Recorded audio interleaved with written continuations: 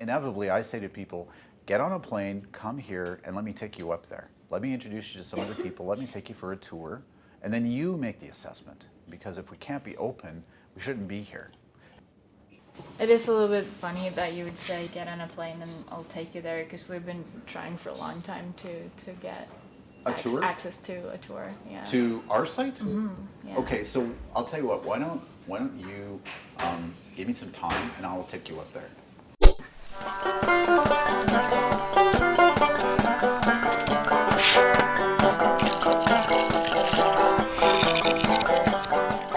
Jeg heter Julie, og jeg skal kjøre på tvers av Canada i en bil drevet av frityrolje for å undersøke Statoils oljesandvirksomhet.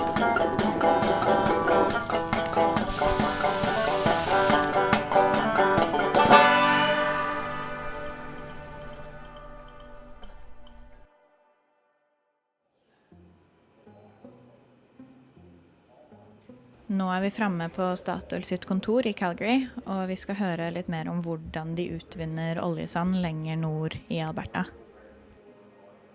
We acknowledge that CO2 is one of the greatest challenges that we have in the oil sands, because producing a barrel of bitumen involves injecting steam into a reservoir, and that creates a lot of CO2. And we're saying, okay, how do we reduce that significantly? We've made a big investment at Statoil in technology. And I guess you could say that Statoil is kind of a technology company that happens to produce energy. In 2012, we reported 55.6 kilograms per barrel of bitumen produced. We've set a reduction target of greater than 40% by the year 2025. And that is our goal, is to be the most efficient operator in the SAGD industry in oil sands. Even though there's a decrease per barrel in greenhouse gas emissions, the amount that's being produced is actually going up. So it still doesn't negate the fact that the Alberta tar sands is the fastest growing source of greenhouse gas emissions.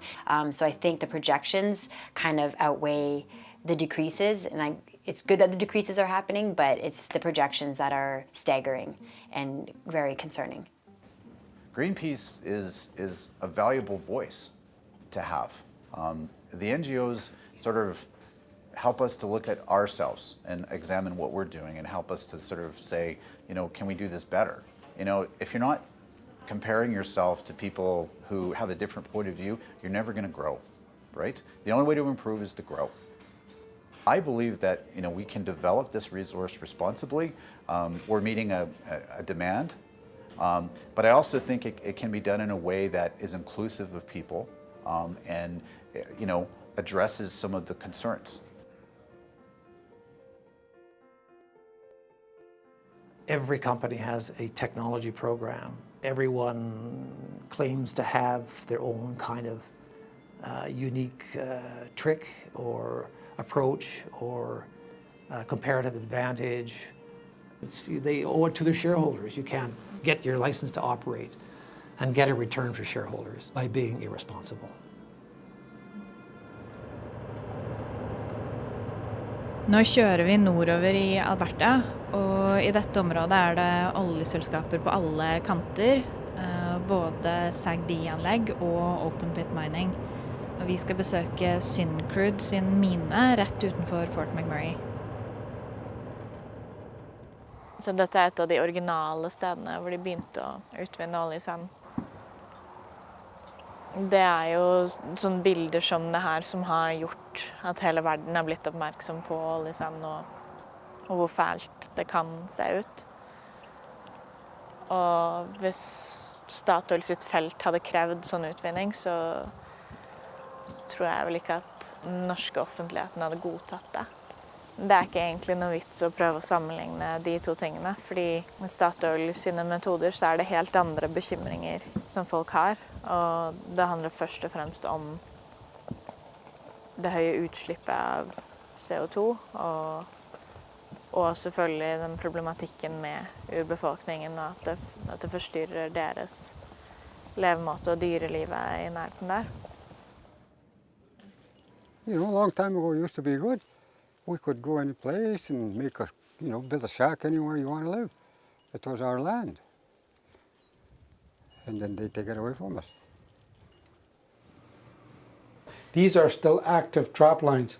So we call that our traditional land. And that's what our grandfathers, and 4 generations ago, would harvest off that. But when you look at this is what got replaced by the industry. And we're still right here. This is our region. We're affected by all the industry. Same colors, but different type of business.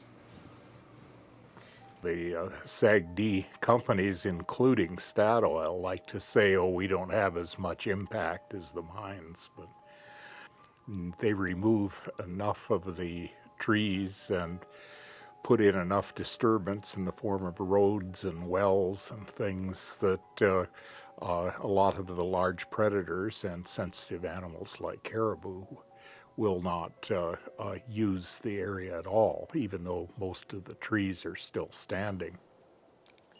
They're still hurting everything out there.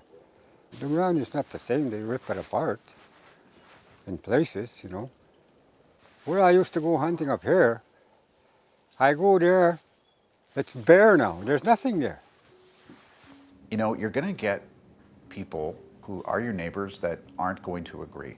We are still responsible to be respectful and to be as open to their points of view as we can.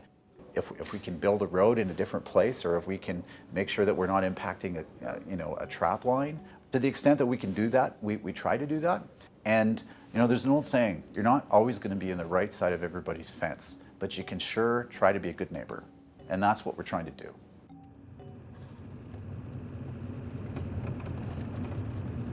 Vi har ikke hørt noe fra Peter om omvisning på Statoil-anlegget, men nå kjører vi inn for å se litt mer på området rundt.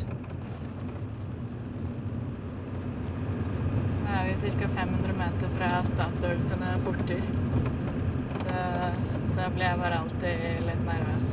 Det er ikke forbudt å kjøre her eller noe sånt, men de liker jo dårlig at folk er her.